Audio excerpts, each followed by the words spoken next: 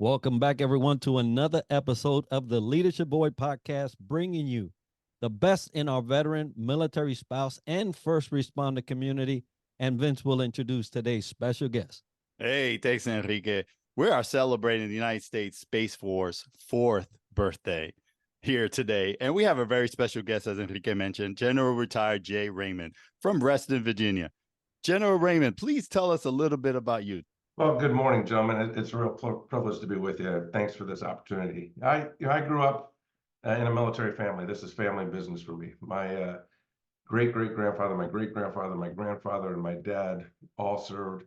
They all went to West Point. So from 1865 until just a year ago, there was never a break in service. So it's family business. I went to Clemson University in South Carolina. I refer to it as the Harvard of the South. Went through the ROTC program, was commissioned back in 1984. I was in the Air Force, had served in pretty much every space leadership position there is inside of the Air Force. And then in 2019, the nation decided to separate space from the Air Force and establish an independent service called the United States Space Force.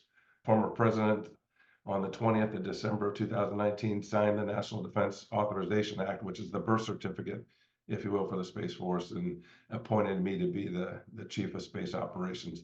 And I served as the nation's first guardian. In fact, I was the only guardian for about 4 months in the Space Force until I retired about a year ago. I met my wife very early on in my career in 1987, my wife Molly. We have 3 children, and together we served for about 38 and a half years, and now again retired in the Northern Virginia area. What a wonderful and illustrious history, right, within the family. And you seldom run into that. I know my children are not following me in service. Neither did mine. But it's nice to see something like that where it's actual history in the family. Now, I remember your first 4 months in the Space Force because I do recall having all those headlines come and seeing that. And so I want to first thank you for being the first guardian and for setting the tone for what we are celebrating now, 4 years. And I wanted to ask you, what pivotal leadership moments did you learn the most from as you evolved in the U.S. Space Force? Well, there's, as you know, especially on a leadership podcast, you're always learning, and you always get leadership moments, if you will, from every experience that you have. If you think about it, on the 20th of December, the Space Force was established, and the law, and I'm paraphrasing, said effective immediately, there is a thing called a Space Force. And so it was, a significant challenge after that happened to say, okay, now what do we do next? The mandate was establish a new service, separate it largely from the Air Force, bring in other services into this, do so with no new resources. Everything had to come out of the Department of Defense top line, if you will, both people and dollars for the most part. Don't let what we're currently doing in space slip at all. Be bold, be disruptive, build a service for not just today, but for the next 100 years.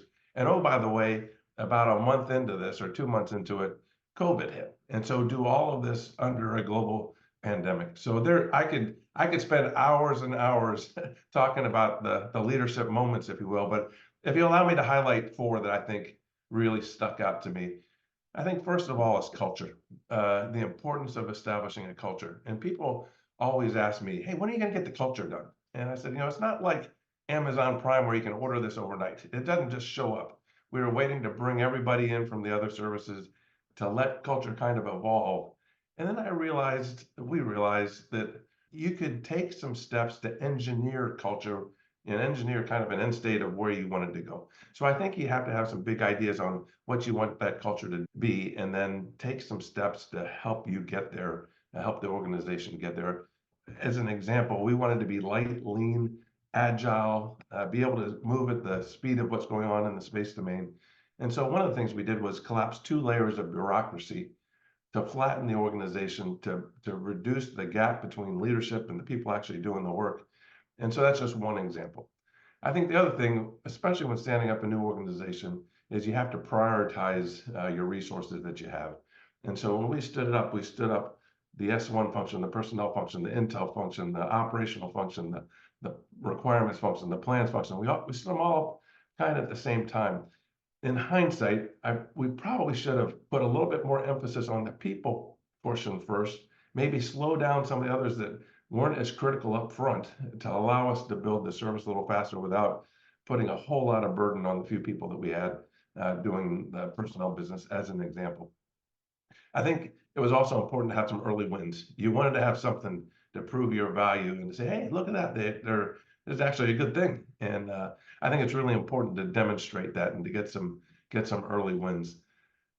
And then I would say finally, especially when you're building a new organization inside of a bureaucracy like the Department of Defense, you kind of have to walk softly at first. You gotta build teammates. You gotta build advocates. You can't come in there and be the bully and say, gimme, gimme, gimme. You got to be a good teammate. And then when you need to play hardball, you play hardball. But I think it was really important to walk softly, if you will, build those advocates and get people helping you be successful. Those pillars of leadership are phenomenal, General. I thank you for sharing them and being vulnerable enough to tell us, some things don't go right, but you have to definitely adapt and overcome. And I definitely appreciate those words. Now, doing this with people, talked about people earlier in culture. Who was instrumental or impacted you while you served in the military? Yeah, as you know, having both gentlemen having served, you have lots of people that influence you, both good and bad. And so I would highlight three people that really made a big difference in my career. One is a gentleman named Brigadier General Sebastian Cogator. He was the commander of the 30th Space Wing out of Vandenberg. And I was thinking about getting out of the service. I was at the end of the Cold War. There was a big drawdown. I didn't see a path to being able to take care of my family in the future. And so I was really considering getting out. And then General Cogator came in, stood up the 30th Space Wing, and hired me to be his exec officer. And he was a perfect example of being an expert at your business, but also being a good person, really a kind person. And I think the two things that I took from him is, hey, you gotta make sure that you are the best at what you do. And nobody could argue with his expertise in the space launch business. But you could also treat people with dignity and respect. And I think that's really critical. The next gentleman I would highlight is a man named Chief Tim Amdahl. Chief Amdahl was my command chief, senior enlisted advisor, if you will, when I was a wing commander. And one of the things, he was probably the most incredible airman that I'd ever served with. And one of the things that he taught me, and I think this is something that young leaders especially suffer with, is the mistaking leadership for likership. And people always wanting to be liked. Now, as a leader, you don't want to be universally hated. That wouldn't be a good thing. But the measure of merit is not being liked, it's being respected. You're going to have to make some tough calls that aren't going to be popular. You're going to have to do some things that everybody's not going to agree with. But this isn't about being liked. It's about treating people with dignity and respect, going back to that first bullet, and making some tough decisions, but doing so and being respected along the way. And he taught me that. And then the third person that I had the privilege to serve with for many years was a gentleman named General Bob Kaler. He was, I worked for him since I was a colonel all the way up to a 3-star. And I'm sorry, from a major all the way up to a 3-star. And he was probably the best strategic leader that I had an opportunity to serve with, and to this date. And so I would say those three, for different reasons, were three very impactful gentlemen that helped me grow become who I was as a leader. And absolutely wonderful that you would mention them, not only by name, but by what they brought to your life and your career. Both Vince and I have had plenty of folks, both on the officer side and the enlisted side, that helped us grow as well. And talking about growing, you started this thing called Space Force. It all started from the selection of you to lead this.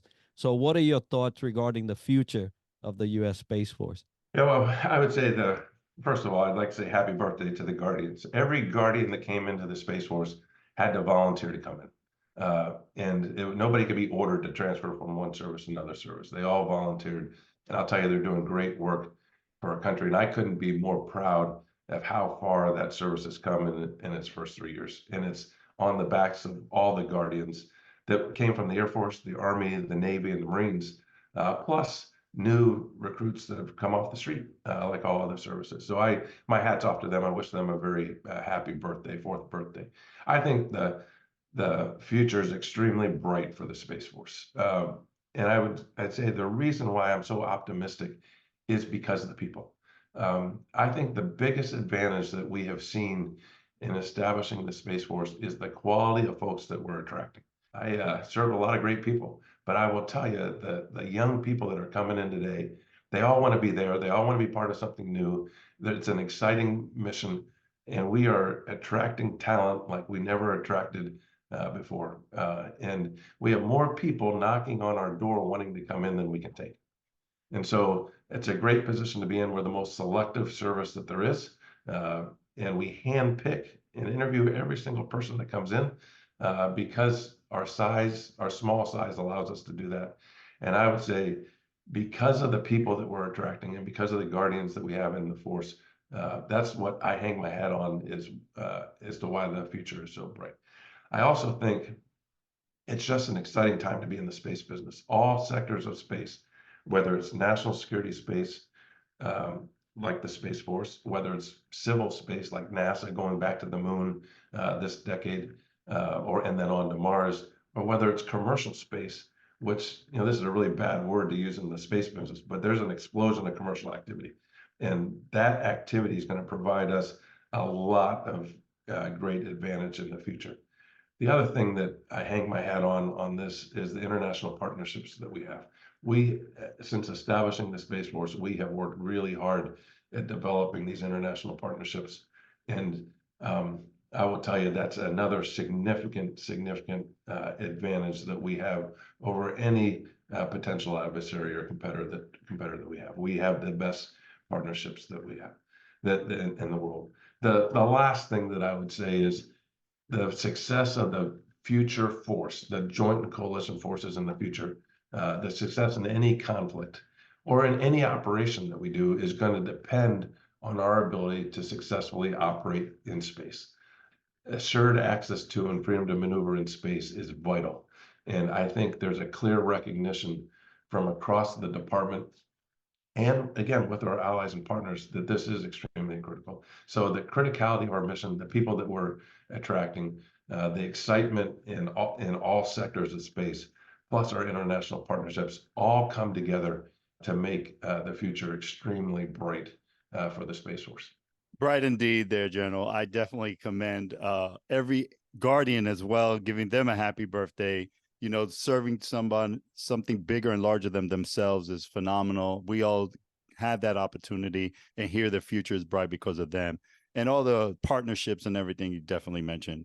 Now, we'd love to hear from you, your leadership highlights, your pearls of wisdom in your time in the service.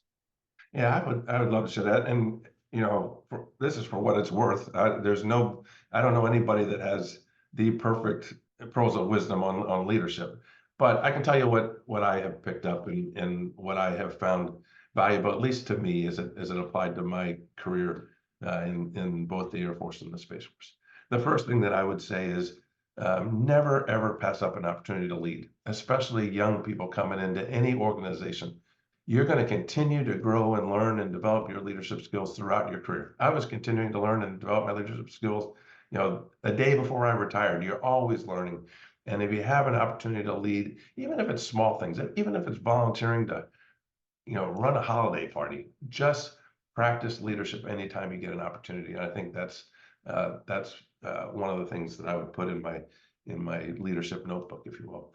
I think the other thing that I have found is you have to set really high standards. Most people are afraid to set those high standards because it goes back to what I told you that Chief Amdahl taught me. They want to be liked. And they're afraid if they set high standards that people aren't going to like that. What I have found is organizations that have really high standards that are operating on all cylinders actually have the best morale of any organizations that I've been part of. And so I would say set those high standards. If you're going to do that, or when you do that, you also then have to hold the folks that you're privileged to lead and yourself accountable to meet those standards. I think that's really important because as soon as you let standards slip and you don't hold somebody accountable, you've just made a new standard, and it's lower than what you would have wanted that standard to be.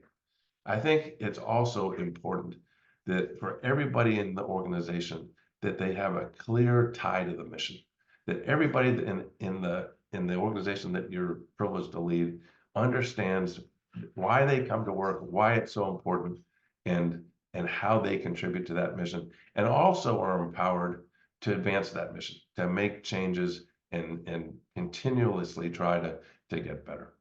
And the final thing that I would say, and if you take nothing else out of this podcast, uh, be a good person. Treat people with dignity and respect all the time. And if you do that, that gets you about 90% of the way there. And then the other things are about 10%. But if you're not a good person, you don't treat people with dignity and respect, you're not somebody that people rally around, your leadership is really going to suffer. I absolutely echo those very great points to make as far as leadership is concerned. And you're right. If you're not a good person, oh goodness, I don't know what to tell you, but it really is required, and it really does make up the greater of the sum of what makes a great leader. Now, you mentioned the benefit of the Space Force against the other forces, which is the selectivity of people and people wanting to come in and say, yes, let's, I want to be a guardian. I'm almost signed up myself. So We'd love to have you. so there are those that are coming in. Any leadership tips or advice for those young men and women entering the Space Force today? Yeah, first of all, I would say thank you for serving. Our nation needs people that will serve. And I would very first thing take my hat off and say, I appreciate your volunteering to come into any service, but in this case, into the United States Space Force. You know, what we were trying to build this service, not as a service that was built 100 years or 200 years ago, but it was custom built for the space domain of today. And I remember very senior leaders in our nation saying, hey, Jay Raymond, you're not just building the Space Force for today, you're building it for the next 100 years. So we want you to, think big, be bold, think into the future. And so I would tell the folks that are coming into the service that, and the service that we're building today, again, is not like the services that were built long ago. It's a more digital service. It's more software oriented. It's more agile and being able to move at speed. And I would tell these young people, you can make a huge difference from day one. You come in with those skill sets. That's how you grew up. The first time I saw a computer with a mouse, I think I was a senior in college, in between my junior and senior year in college. The young men and women that are coming in today, they grew up with that. And so as we're building this service for the future, the people that are experts at it are the folks that are coming in the door. We'll teach you the space stuff. We'll teach you, about the domain. We'll teach you about what we need you to be able to do in your job. But we want you to think differently. We want you to be bold. We want you to be empowered and make a difference from day one. If I look back on my career, with a critical eye, I would have said I was probably a little too timid my first 4 or 5 or 6 years. I didn't realize how big of a difference a young person could make. And I was just trying to do my job, be the best at what I was doing at that time. But I really didn't focus as much on trying to make big changes going forward. And I would tell the young people that are coming in today, your voice matters, your experience matters. We're bringing you in for a reason, and that is to make a difference and to help establish a service so our nation can deter conflict, not just in space, but in all other domains. And God forbid if deterrence were to fail, to compete and win. And it's on their backs. Again, I would thank each and every one of them for coming in. And I would encourage folks that are listening to this podcast to figure out a way to serve in your way. I think service is really, really important. And it might not be coming into the military. It might be other ways to serve. But I would tell people that think about how they might be able to serve their organizations, their communities, their families, or in the case of the United States military, their nation and our allies and partners.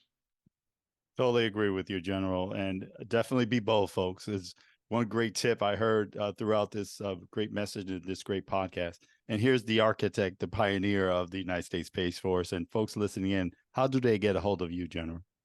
Probably the best way is I've got a Twitter account, I guess now called X, and I'd say send me contact me that way. That's probably the best way to do it. I would also want to highlight, and I can't thank you enough for doing this podcast. I think it's really important, and I appreciate being able to be here to represent probably the nearly 16,000 Guardians that are in the Space Force, both active duty and civilian. But as I said up front, they're the ones that did all this. They built this service on their backs, on their hard work, on their vision, and I couldn't be more proud of them and their families. I know you both know, having served, that our families serve as well. And for the spouses and children and parents and grandparents of the Guardians, thanks for supporting their service. It's important to our country. Absolutely. Now, we will have all that information for you to get a hold of General Raymond through social media.